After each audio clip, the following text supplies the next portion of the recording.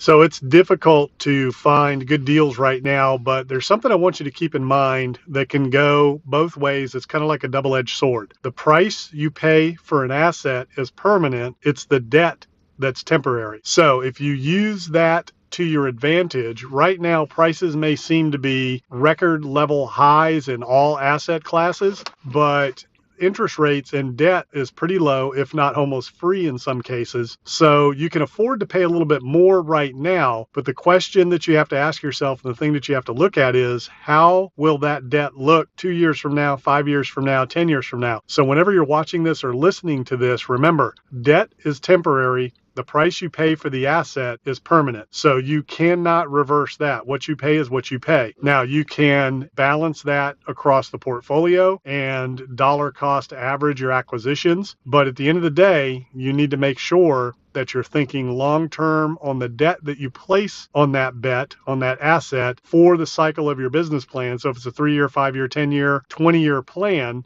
you really need to understand that debt, lock it in for the duration of your business plan, make sure that you can get out of that asset or get out of that business plan with the debt that you've placed on it and function to the performance of the business plan. So you want to reach your returns, you want to be able to get out of that, exit that asset, whatever it is, whatever type of asset it is, could be stocks, could be a business, could be real estate. You want to make sure that you exit on business plan, timeline, and horizons so that you do not utilize debt incorrectly for the life cycle of your business plan. So think about that. Asset price, whatever you pay is permanent. The debt that you place on it is temporary. You can always refinance, you can always adjust, but the problem is interest rates may or may not be at levels that they are now. Good times never last, bad times never last. Interest rates are cyclical. There's no real indication and nothing on the horizon that would indicate interest rates are going to rise anytime soon, but there are no guarantees. We know how things go. Rates go up and down. Right now, for the next 4, 5, or 7 years, we don't see anything in the near future that's going to affect interest rates on the upside, nor do we see anything that can affect them significantly on the downside because there's really nowhere else you can go with them. So asset prices, what you pay for an asset is permanent. The debt is temporary. Make sure you align your debt with your business plan so that you can exit on time without being affected by those interest rates.